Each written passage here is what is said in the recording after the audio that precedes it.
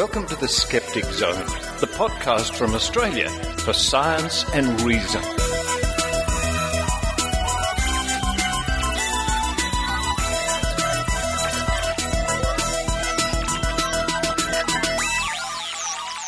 Yes, it's the Skeptic Zone for Friday the 13th of May 2011. Show number 134. Richard Saunders here with you from Sydney, Australia. In this week's show, we continue our reports from Sydney's first Skepticamp with none other than good old Maynard. Those people on Twitter, you could do worse than to follow Maynard, and his Twitter handle is Maynard, Maynard, C-O-M-A-U. And following Maynard's reports from Skepticamp, it's the welcome return of the think tank. Yes, it's been a long time since we've had a think tank. It's back again. Joining us this week on the think tank are Dr. Rachael, Maynard, of course, and Jason Brown, right from his great success from organising Skepticamp. Thank you to those people who have written to me wishing me well. I'm almost better. It's just one of these rotten, cold sort of things that is more or less over in a week and then just decides to hang around for a while. Yeah, so I'm almost there, almost better. It must be all that echinacea and psychic vibrations I've been getting lately. Well, as I look at my calendar, I see that it's scarcely a week to go before the end of the world. Yes, those funny people in America, family radio. You know, I was driving today in Sydney, out along Parramatta Road, which is the major artery out of the city heading west, and stagger me, there's a giant billboard from these people saying 21st of May, end of the world, return of Jesus Christ, or whatever they think. Wow. I mean, is it the same in your city? If you live in a major city around the world, are there billboards popping up from these people? Where the hell are they getting the money from? Wow, and what a waste of money it is too. Terrible. If the world really will end on the 21st of May, then this is the second last Skeptic Zone. That's a bit of a worry. Better make next week's show really good. Yeah. Look, tell you what, I'm going to go away and think of that. I'm going to have some nice tea and honey to soothe my voice, and I'll let you enjoy this second last Skeptic Zone.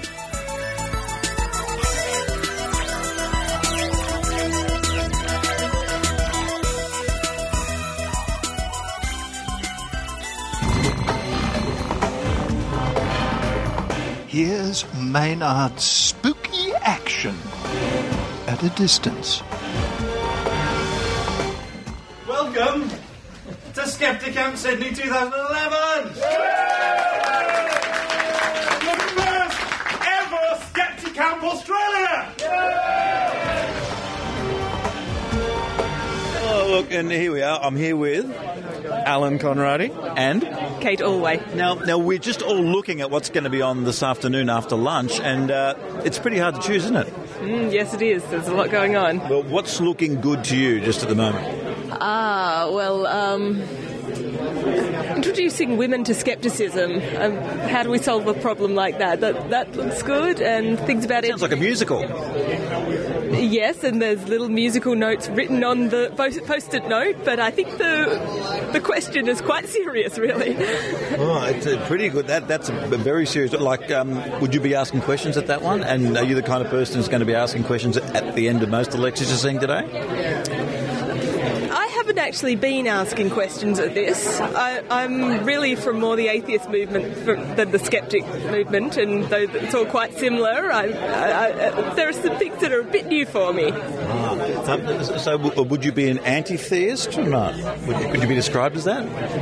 It could be described as a whole lot of things, but we probably need 3 hours to discuss it fully. Atheist does well enough for me. I will stand by the term. I'd like to say it's a broad church, but that's probably the wrong word to use, isn't it? Yes. Yeah. Somebody came up with the broad tent the other day, and so maybe that'll work. And you're looking here, and you've been given you gave a talk earlier, didn't you? I certainly did. I gave a talk on NCR, neurocranial restructuring.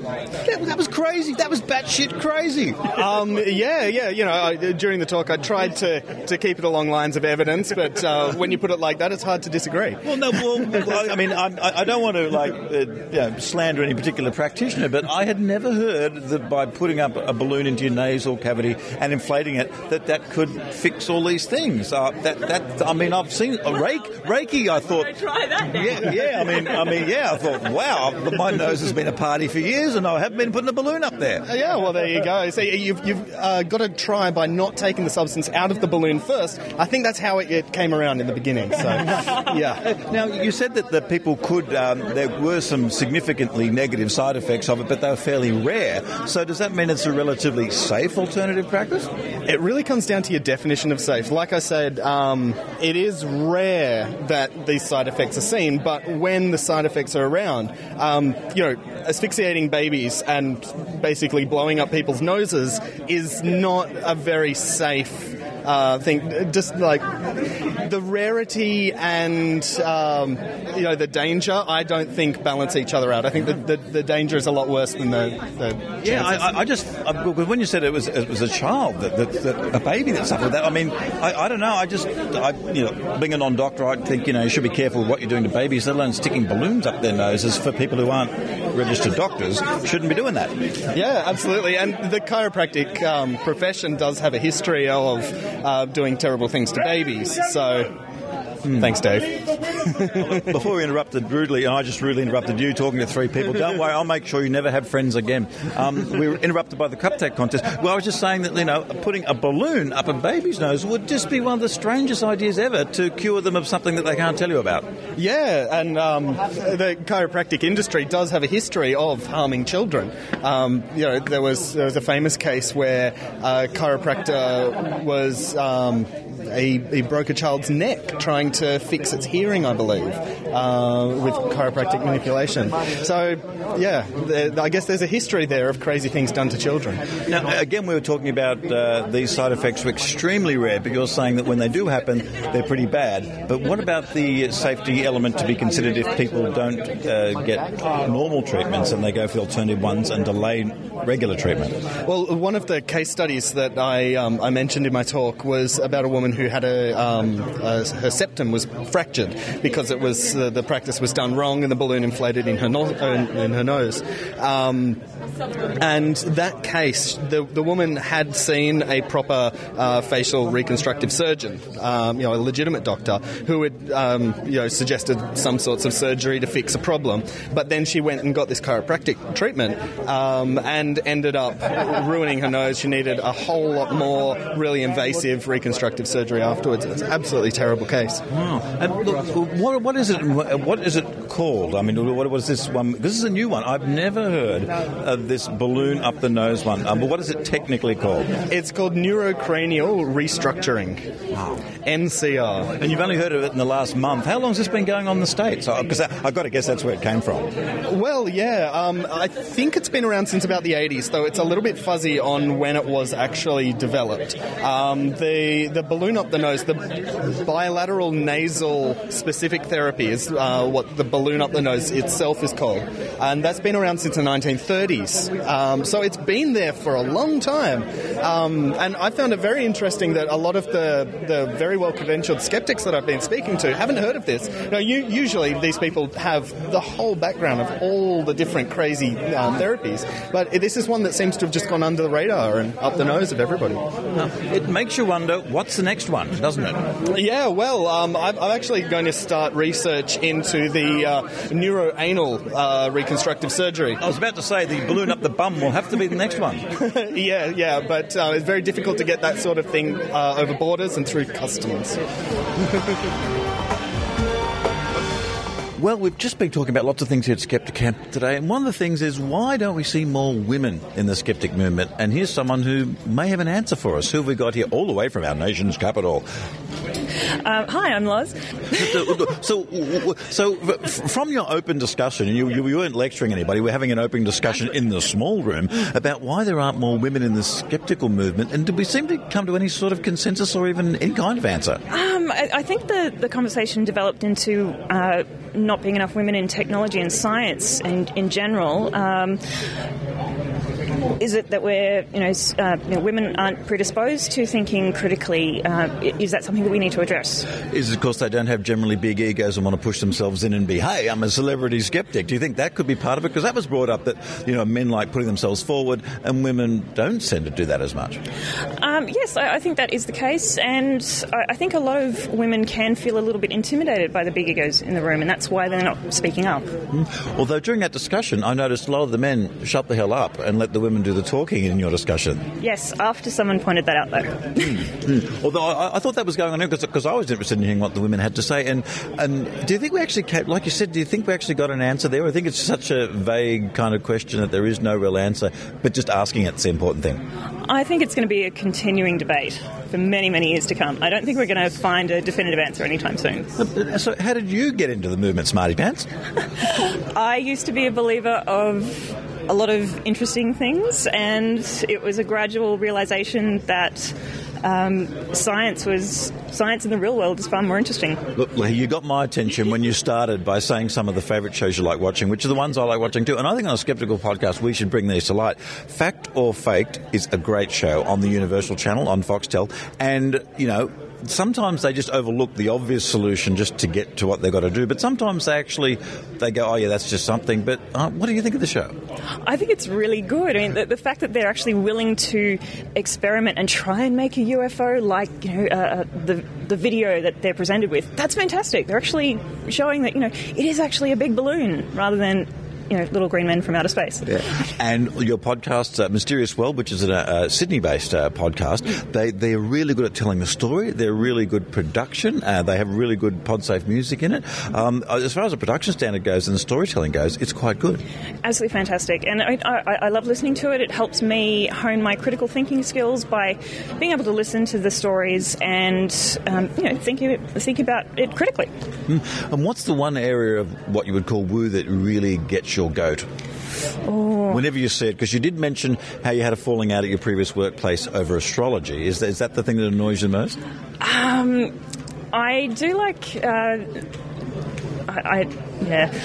not a very argumentative person, so it's very hard for me to listen to people talk about woo, and I'm not able to argue back because I'm trying to be too nice. Well, you just basically you want to be polite, you don't want to start a fight, you don't want to destroy their icons. Yes, exactly. Wow. And do you think maybe that's why the women in the skeptical movement too? I mean, but then again, I hear a lot of yelling on The View and The Circle and Oprah. I hear a lot of yelling. I hear a lot of women arguing. But you do hear a lot of woo on those shows as well. That's true. Actually, have you ever written a letter to the producer of The Circle going, why you got that on or something like that? Well, no, but after the discussions today, I'm certainly thinking about a lot of different ways that we can try and get women interested in skepticism. So if people, want to be nice to you and don't want to start an argument, where can they find you on Twitter? They can follow me at Loz, Lozz. Well, enjoy. What are you looking for the rest of the day? And how is Skepticamp treating you anyway? Oh, it's absolutely fantastic. It's great for Skepticamp, and can't wait to see it expand to other cities. Great. Well, I'll go start an argument with someone else, somewhere else. Okay, bye. We've got some great stuff here. I'm getting my geek on in an aeronautical kind of way with Robin Hilliard, who has just given a talk that some people found refreshing, others found a little scary on... Well, fear of flying and all your questions answered about aerial safety. Well, the bit that worried me is that there's a magazine with photos of bits of aeroplanes that people find on the ground all over the world. That seems a little bit alarming. It used to be called Aviation Safety Digest, or in the industry called Crash Comics, because there was always these stories about... I found them fascinating even as a teenager, which is probably a bit morbid, but what it is, it's fascinating. It's like it's a mystery. mystery. It's a mystery. It's basically seeing how a lot of very small things can line up to cause a real issue. Well, I mean, you could even, and situations like 9/11 itself would not have occurred as it had if everything hadn't fallen into place. Well, there's a thing called the Swiss cheese safety model, which is where they basically talk about, you have a whole lot of rotating Swiss cheeses. It obviously requires very complicated equipment to set this up. You have a whole lot of rotating pieces of Swiss cheese and a revolver firing at the end, and it's just when all of the holes line up at the way your company is run, at the behaviour of the pilot, at what the weather was doing, and all of these things, and when it all lines up, that's when the bullet gets through and disaster happens. And the whole model that the aviation, the Australian Transport Safety Board, and all of these other organisations around the world who are campaigning to improve safety, they're all working on this thing and trying to eliminate all these tiny little things, and that's where all the annoyance, when you even all of those little things that they ask you to do when you do your pre-flight briefing, when you get on a plane. I'm a pilot, and I actually watch the pre-flight briefing every time I get on a plane because... Well, it's good to know where the exit is, because it's not the same on every plane, and you're not sitting in the same place. And also because I know that my brain goes to mush in an emergency, because every time my instructor pulled the throttle on me when I was learning to fly and said, simulated engine failure, I would know that if I hadn't practiced recently my checklist of things I would do, I would be, mushy and down to 1,000 feet above the ground before I'd even managed to, give my passenger briefing and make my fake Mayday call and all those sorts of things. It's because we're human, and you have to rehearse those things. And all of those little things, like keeping your feet on the floor and stuff, they've saved lives. People's lives have been lost to learn that lesson. And so, well, that's what I want to ask. And it's probably not the right forum here, but there's a brace position, and there's the putting the head into the front. And in various different crashes, people have been killed if their head's down. So how do you know if you can put your head down, or whether you should put it up and put it in the seat in front of you? Because they both potentially dangerous depending on what you run into or what angle you're at.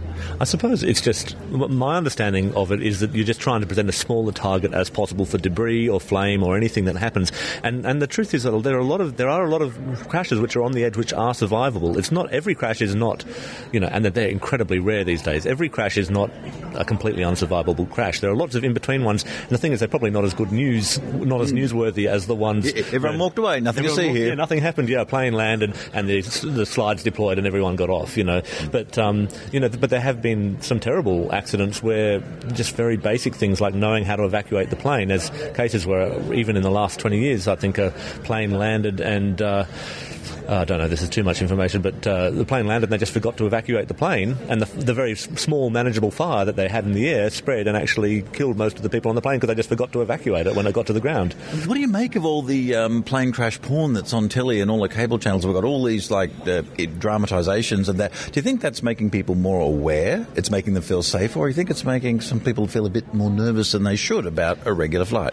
I think it's the same thing as they do with all the crime shows and stuff, is it makes very good media, and it's actually quite destructive. I mean, I know that the crime shows about, everyone imagines at the moment they step outside their door they're going to be murdered, and that's the same thing with the planes, and it's just, the chances of things going wrong, even in light planes, are amazingly low, and it's frustrating because it is. Look, I do feel dirty every now and then. I watch one of them, and I just feel the way it dwells on there's a big difference between the reports I have in the magazine in my bag, which is more the scientific sort of approach, I suppose, where we're saying what happened, how can we make sure it never ever happens again, how can we learn from this, versus the other ones which are sort of dwelling on the actors pretending to be the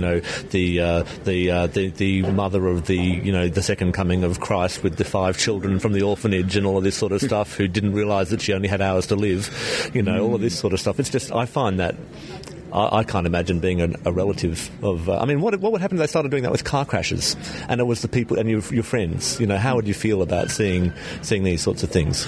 And would that in fact make the roads safer if they did? Yes. Would it make... Well, I don't know. I mean, we seem to be having some of these other... I suppose there's a counter-example to that, is we've seen some of those really shock advertisement campaigns have a very good effect on road safety. But I think the reason it's not the thing is there that people are drivers. The people watching it are drivers and can do something about it. And I suppose the magazine that I've got here is aimed at pilots and maintainers and other people working in the industry who can do something about it. And I suppose, that is the thing, that as a passenger and you're watching that, all it's doing is hitting all the buttons for you, but there's not, a lot that you would actually be able to do about that, except pay attention to the safety briefing. Which we always suggest you do.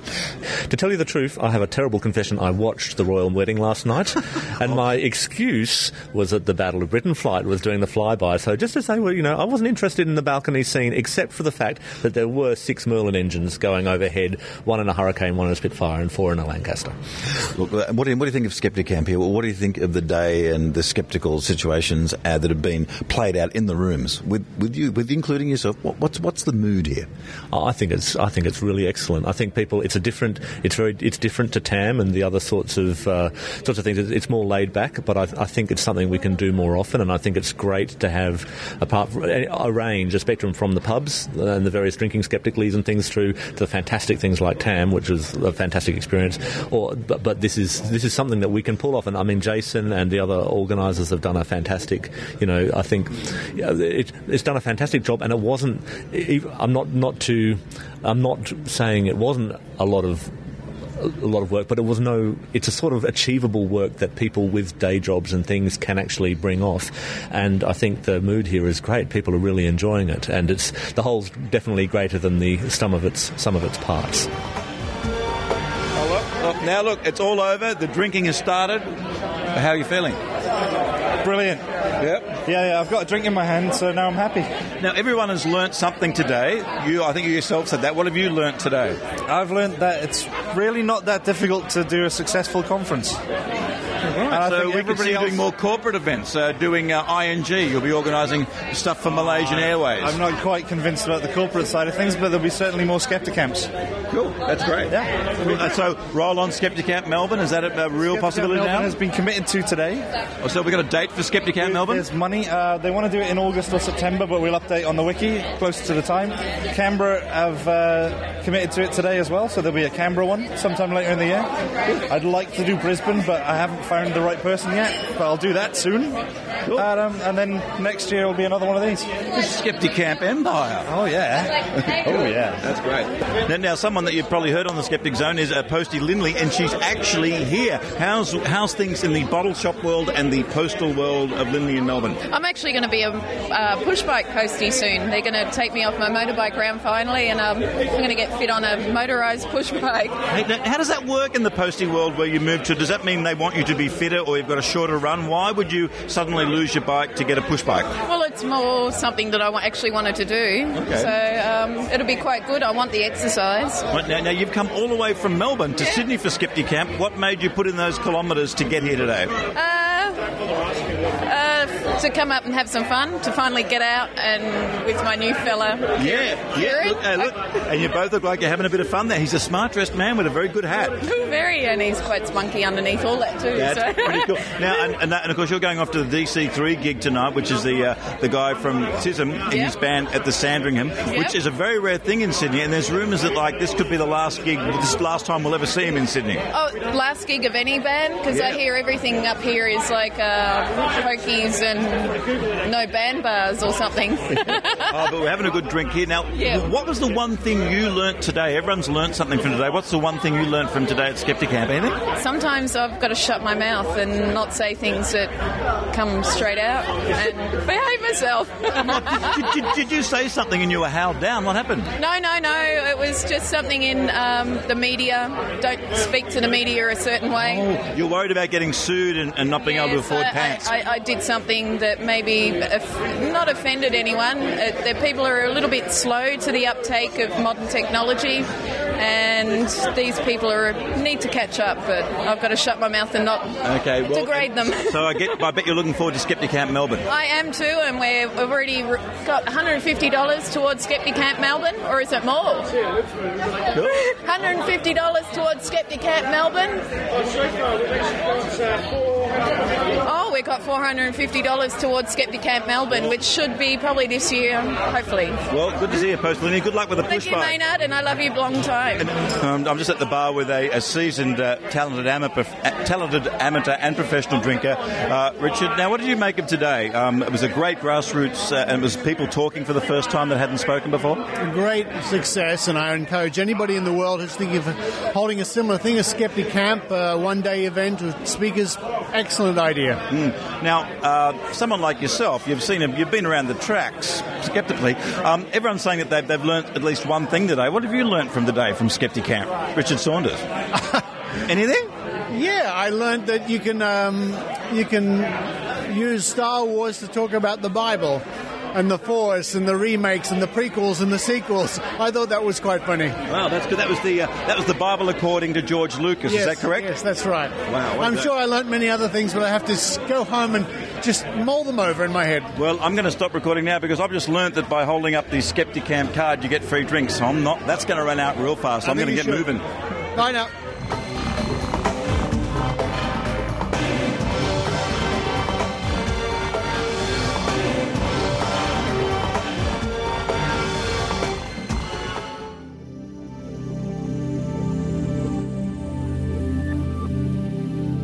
Hello everyone, I'm Sasha Pixley and I'm here to talk to you about Skeptical. That's the 2011 Northern California Conference for Science and Skepticism. It takes place Sunday, May 29th at the Doubletree Hotel in Berkeley. We're going to have some great speakers, including Dr. Eugenie Scott of the NCSC, Dr. Bob Carroll, creator of the Skeptics Dictionary, Yao Man Shan and Mark Edward from the Skeptologists, and many, many more. Tickets are $45, or you can sign up with a t-shirt for $60. For more information, please visit the website www.skepticalcon.org.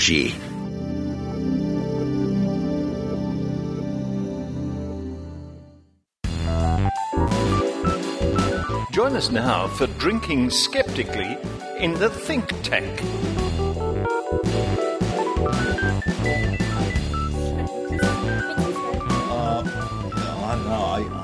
And he won't take his pants off. He's just got these ripped off shorts and he's completely painted blue and he's following his wife around. And that, of course, talking about people not taking their pants off can only be Dr. Rachael. Hello, Dr. Rachael, and welcome to the Think Tank once again. Hi, Richard, thanks. I was talking about the Blue Man Group, but don't worry about that. We'll try not to. And it's a big welcome to Jason Brown, fresh from his success with Skepticamp. Well, success. I'm glad you think it was a success. Hello, Richard. How are you going? I'm well. I'm much better now. I was a little under the weather for a while, but I'm back on deck. No, it was a great success. I think all round people are commenting that they thought it was quite successful. It was fun to do. It was really good fun to do. I loved it. Yeah. Every minute. And especially the bit where I had beer. That was a good part. And of course, one of the reasons that we know so much about Skepticamp was the great interviews brought to us by none other than Maynard. And I want to thank everyone who was happy to talk to me, and I put out the challenge at the beginning of the episode that I was wearing my good underwear, and no one was sceptical of that claim. So I think a few of them are letting themselves down. I mean, really, you demand evidence? No one asked to see my undie band. What are you wearing tonight? Well, now you ask. It's all right. Put them away. Put them away. I'd just like to say that on this day, because it's a bit of a Skeptic's Guide to the Universe thing, on this day, it's rather close to when Douglas Adams passed on to another realm. Is it? And it's Ian Jury's birthday. If Ian Jury was alive, it would have been his birthday today as well. Very fine human beings. And hit me with your rhythm stick. That's correct. Yeah. And I recommend his Laughter album. A lot of people didn't like the Laughter album because it was a bit more of a commercial album, but it's got Superman's Big Sister, which I think was an underrated track by him. I love that track. Obscure knowledge abounds with Maynard. Now, let me just cover a story which I found quite intriguing. Somebody brought this to my attention. A listener, Gunnar Hyde, and I'm sorry if I've pronounced your name incorrectly there, sent me the story of Italians flee Rome ahead of quake prophecy. Now, apparently, over the last few days, thousands of Italians have been quite worried and fleeing the city of Rome because of a possible prediction of an earthquake that was supposed to strike Rome on the 11th of May. Now, the 11th of May has come and gone, and no earthquake struck Rome, but I just heard on the news that 2 earthquakes struck southern Spain. Oh, that's Rome, isn't it? Southern Spain? Well, it's all the same. Sort of. That's close enough, isn't it? But is this an example of science being wrong? Is a seismologist considered a scientist, or is he considered like the back of like the K-tel record selector of science? Well, this was a prophecy, or interpreted as such by somebody who died in 1979, a self-taught seismologist by the name of Rachael Dunlop. Apparently predicted an earthquake, although no date was exactly written.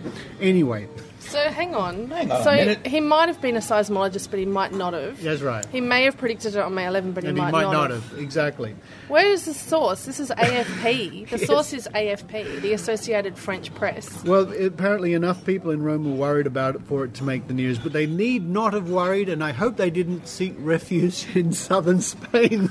Otherwise, they would have been in for a nasty shock. Well, I think. What are you doing on the 21st of May, Jason? I'm dying, apparently. What are you doing to avoid dying on the 21st of May? Well, this is an interesting point. I was talking to someone online today. They've claimed that it's going to start at Christmas Island and head west. The Rapture Line. The Rapture Line, the International Rapture Line. It's going to go west. It's going to take ages to get here. It's going to take a good 24 hours or so, but they also said that everybody will be dead by the end of that day. But we're going to be in the next day, so I think Australia's going to be fine. Oh, that's a relief. A day. So is Christmas Island a day behind us? Christmas Island is just west of Western Australia. Yeah. Ever so No, slightly they're west on the of same Western day Australia. as us, though. No, are they? They're on WA time, I think. Well, if they're on Western Australia time, they're Then on we're the in the same time zone. Well, we will still die on that. And isn't this whole rapture thing a 20th century invention anyway? I think so. But this is people's deeply held beliefs. But this is this family radio outfit in the States, was it? Who I met one of them in the street about a month ago in Sydney, handing out. Yeah, I've got it at home. I've got the leaflet he was handing out, saying, this is it, the end of everything, blah blah blah, 21st of May. Wow. And I said to him, are you going to give me all your money? He said, everyone says that to me. And I said, well, no wonder. There's a woman in the States who sold a house and painted her car with warning things, and she's been driving around the States trying to warn people. She's going to feel a bit of a goose. She is a little. She's going to be living in her car. Is this the same rapture that Louis Theroux covered, or is there one every second week? This is a different the rapture. one that Debbie Harry originally wrote. Right. So what, they have them all the time? Do they? Every couple of years there'll be a cult or someone to say, this is the date.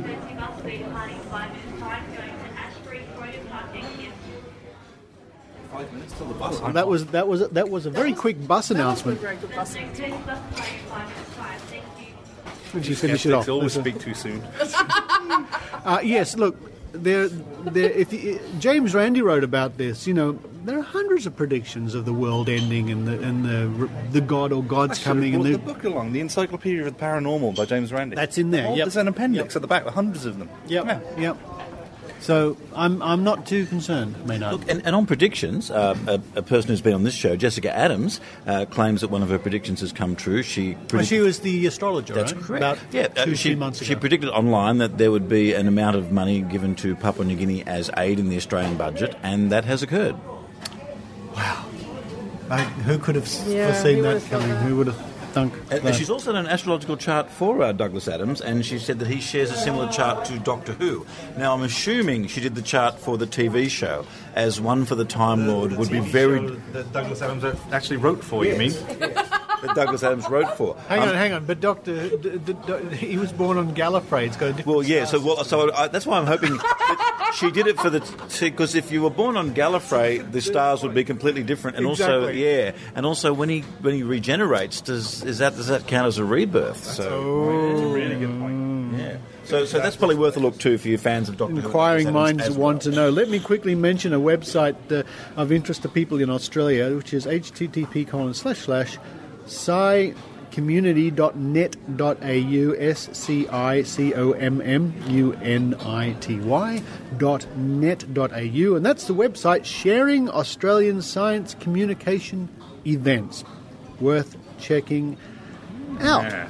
I have a Segway, Richard. Ooh. Oh, I bet you're riding around on it all weekend. Don't fall No, off. not that kind of Segway. Is it true that guy fell off a cliff, the Segway? Yeah. I've ridden a Segway. They're so easy. Have you? Yeah. I've never ridden a Segway. It's a piece of cake. I've seen them on Arrested Development. It's as easy as falling off a cliff.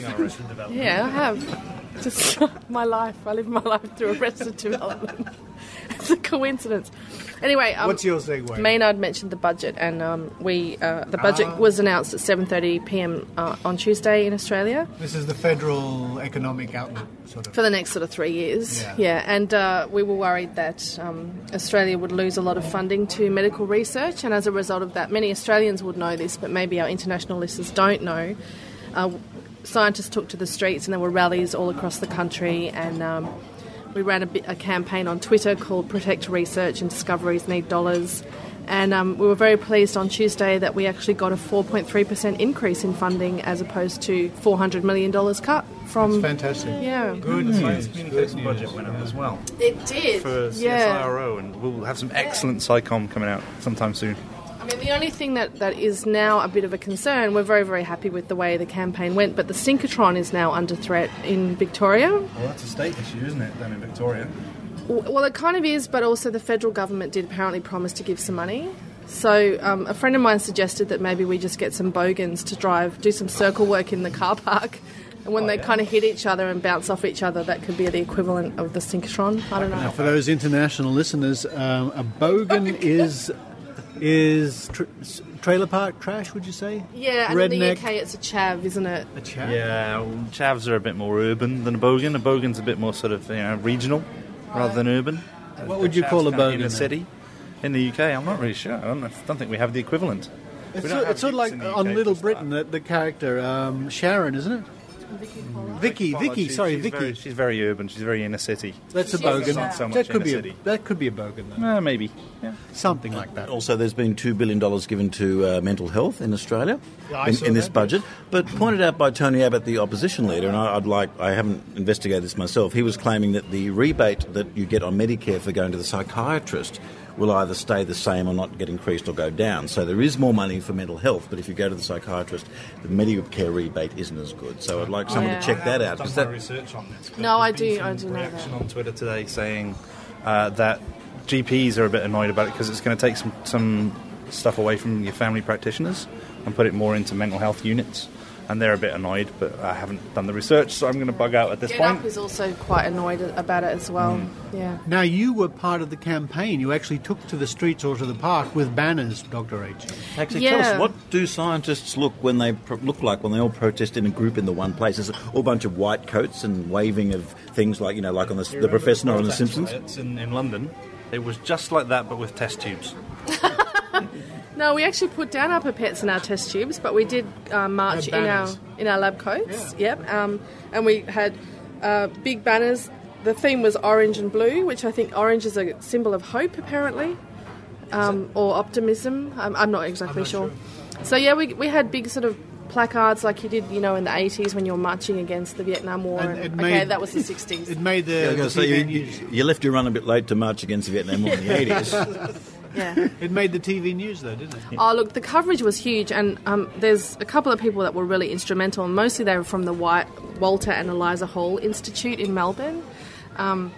They sort of kicked it off, and in Sydney, the Garvin Institute were the ones that I got in touch with. But what was interesting about it, too, was that the Twitterverse was really critical to the success of this campaign. Oh. First of all, because when my director sent me an email one Thursday night at 9 o'clock at night and said, "Can you organise a rally?" And do you remember I Skyped you? Yes. And I just went, my head's exploding. That's not going to happen. Yeah.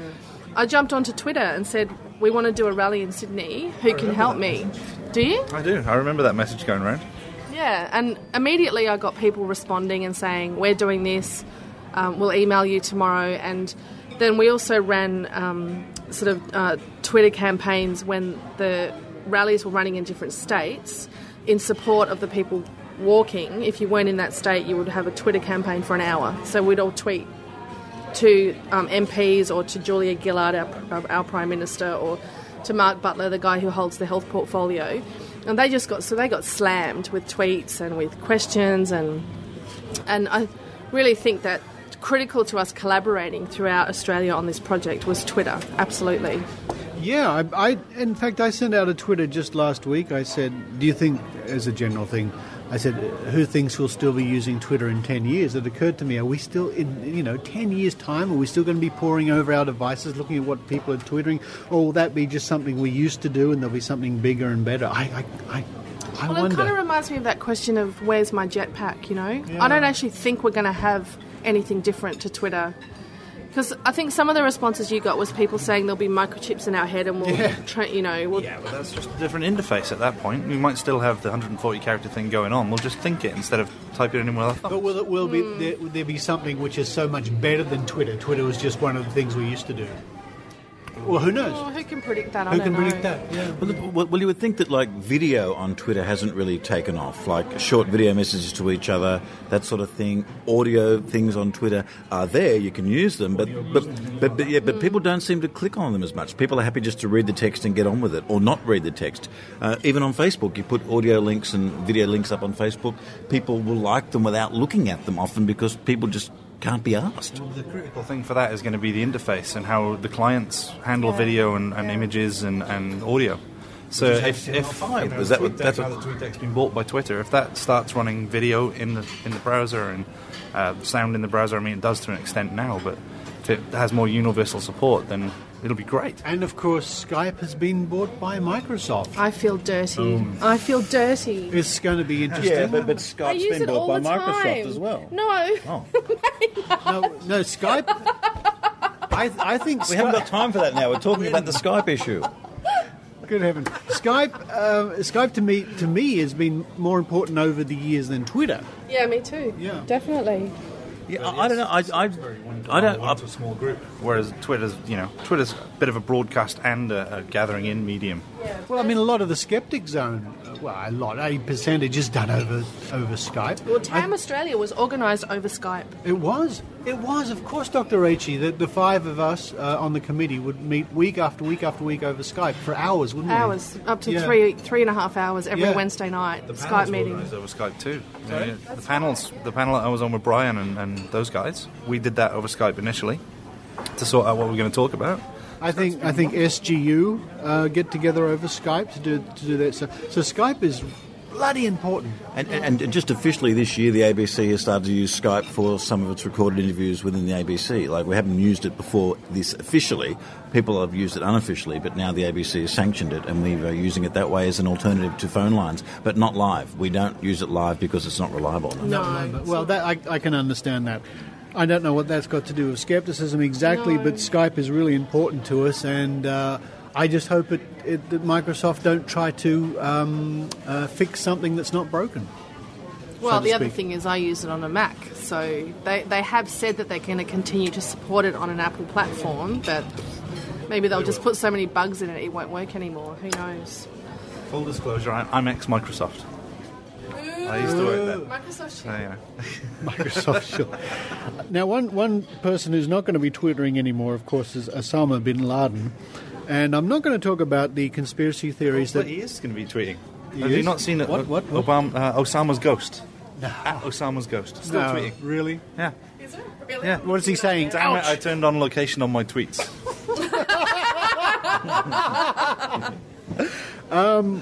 Did you see that Facebook message he left as well? Where someone tagged him at some, what was it, Islamabad or whatever it was? Abbottabad.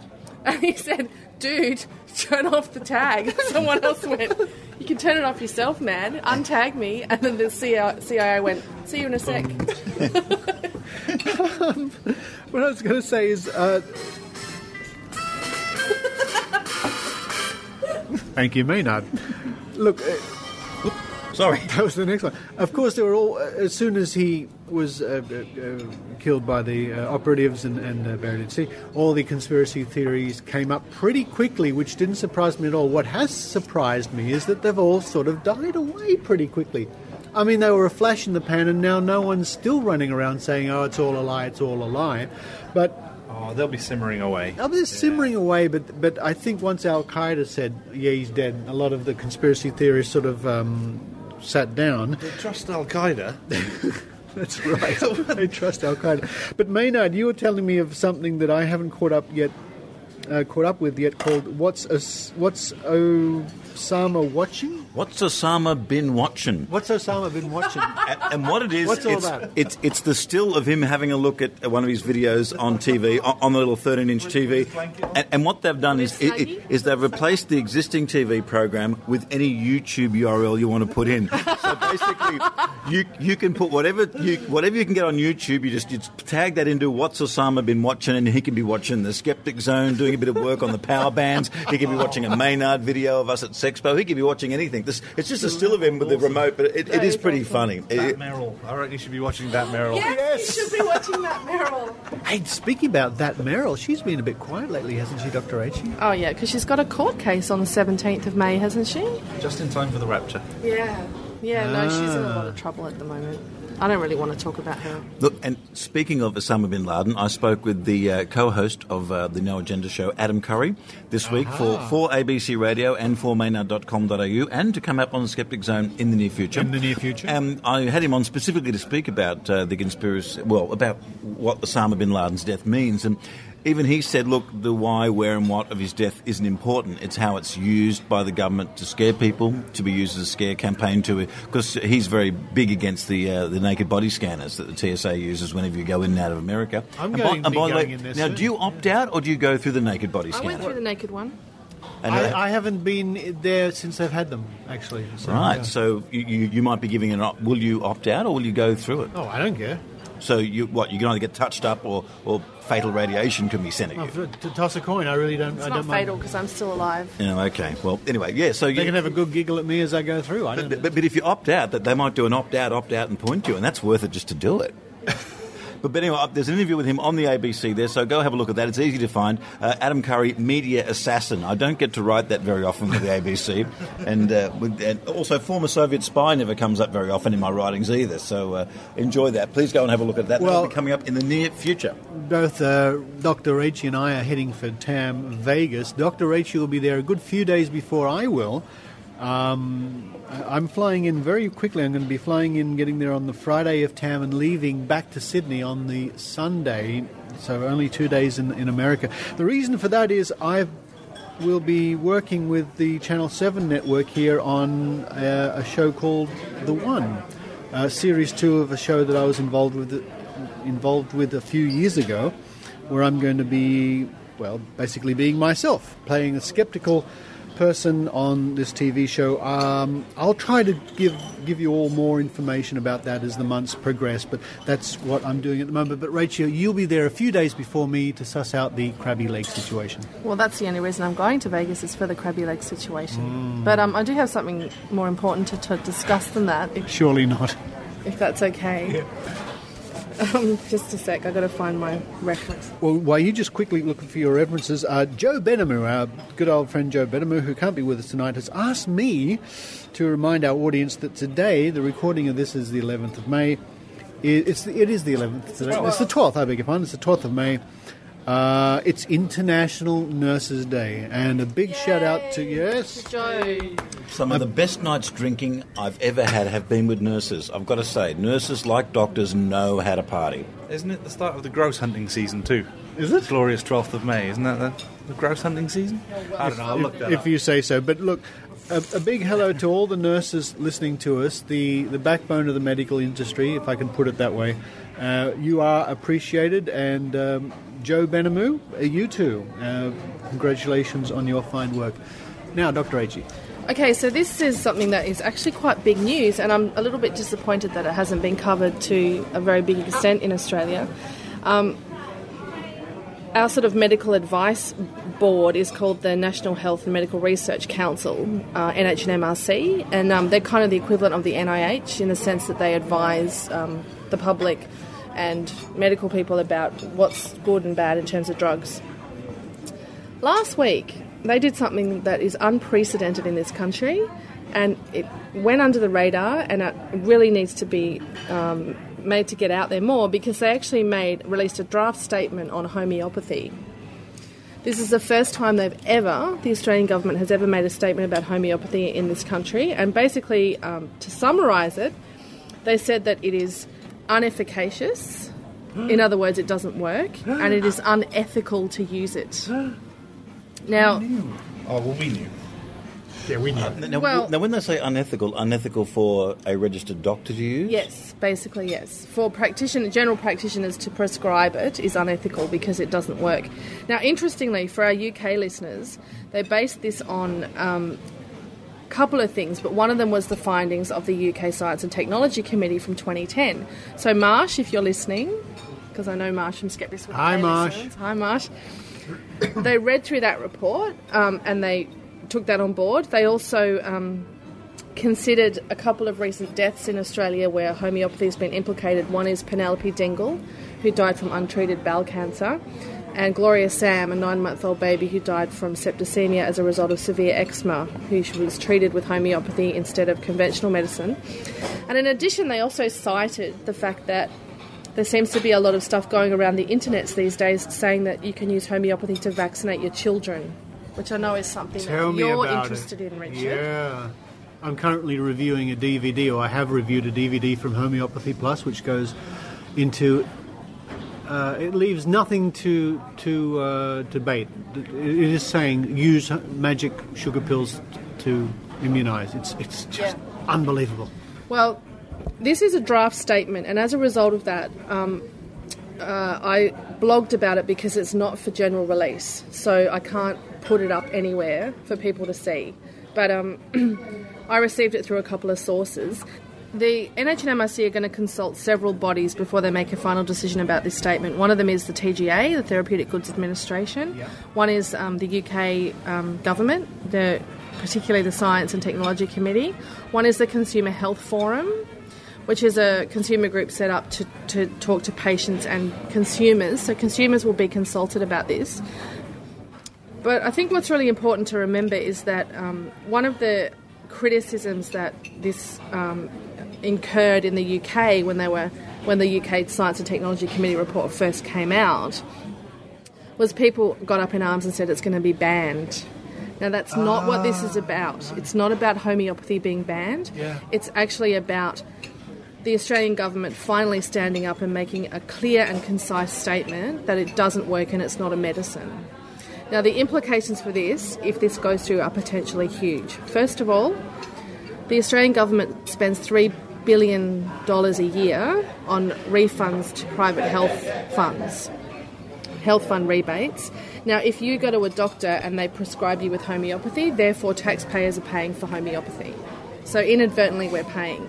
So we're paying for an unethical placebo that doesn't work.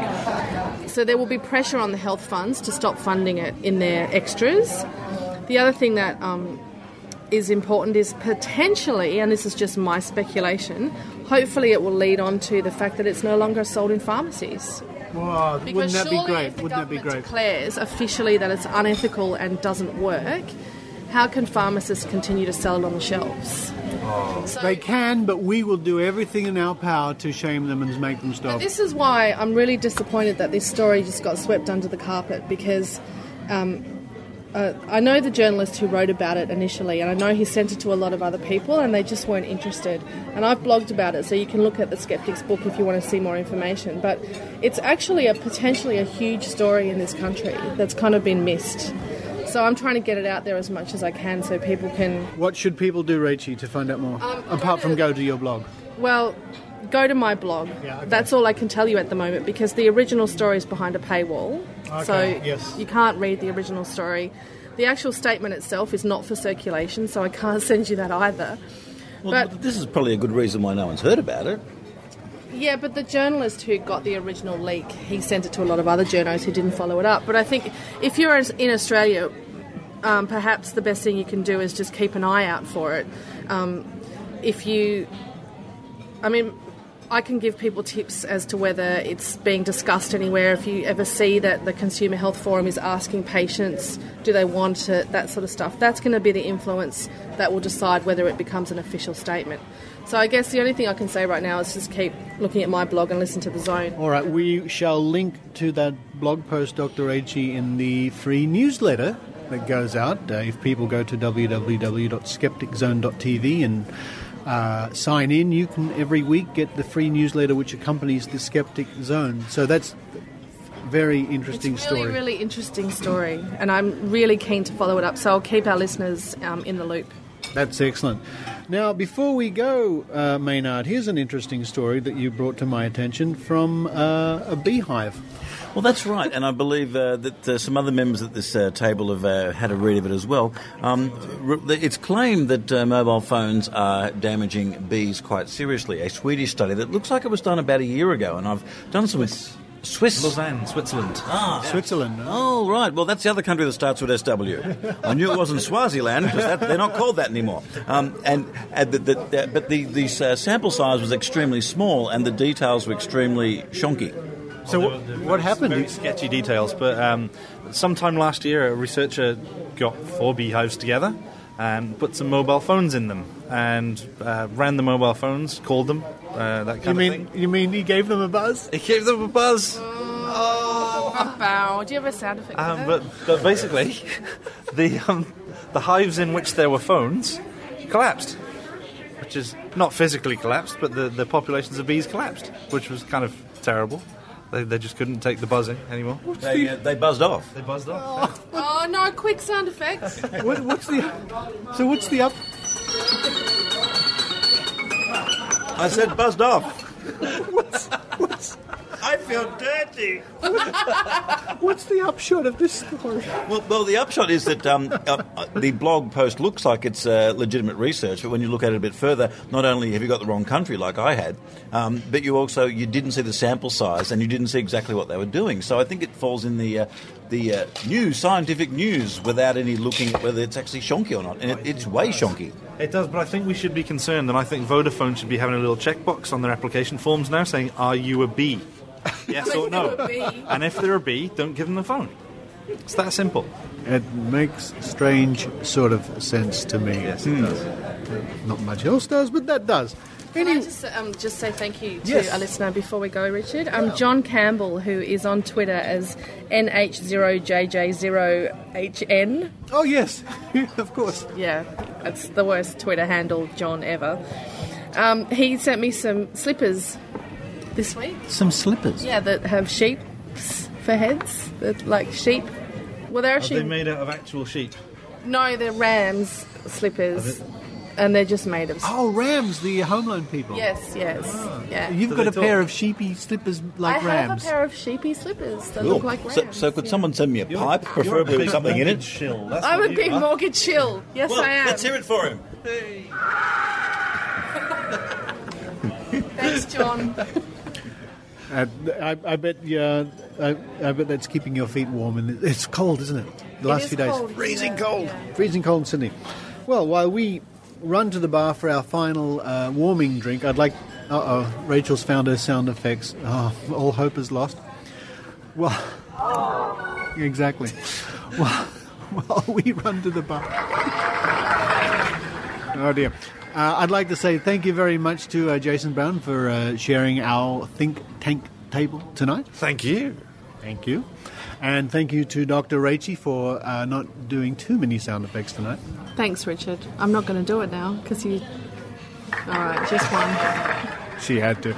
And, of course, thank you to Maynard, who you can follow on Twitter, folks. Oh, yes, at Maynard.com. Oh, Maynard.com.au. Whoops. Maynard.com.au without the dot in it. And check out the Adam Curry interview, because even if you're not on his side of the fence, he's a very interesting character. And I'll leave you with this last sample. You got the wrong Sinatra. I see. Thank you, Maynard. I love that. Thank you, Maynard.com. Maynard.com.au. It's like Maynard.com.au. Go along there, say hello, and write me something. Oh, yeah, drinking. I feel dirty. Let's get back to it. Cheers, very everybody. Arse. I wish to be known from now on as the lactose intolerant monkey.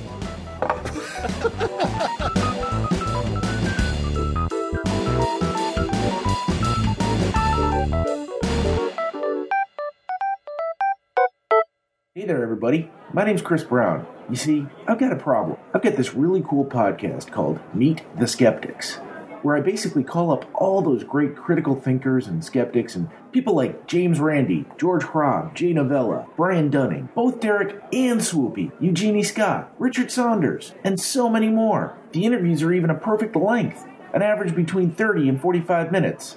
Just right for an average commute to work. But I just don't know how to get the word out. So do me a favor, everybody. Go to iTunes and listen to Meet the Skeptics. You'll find some great interviews on there, learn some things you probably never knew about, and if you have any ideas for how I can get the word out and advertise the podcast, just let me know. You can write me at meettheskeptics@aol.com or follow me on Twitter @meettheskeptics. Thanks for listening. I hope to hear from you soon.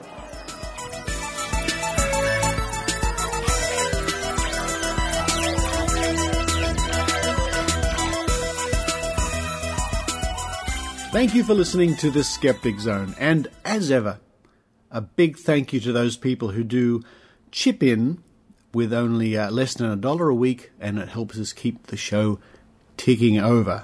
My heartfelt thanks to you, and to those very generous people who chip in a bit more than that every now and then. Thank you very much. I'm so glad that you enjoy the show, and the team are very glad you enjoy the show too.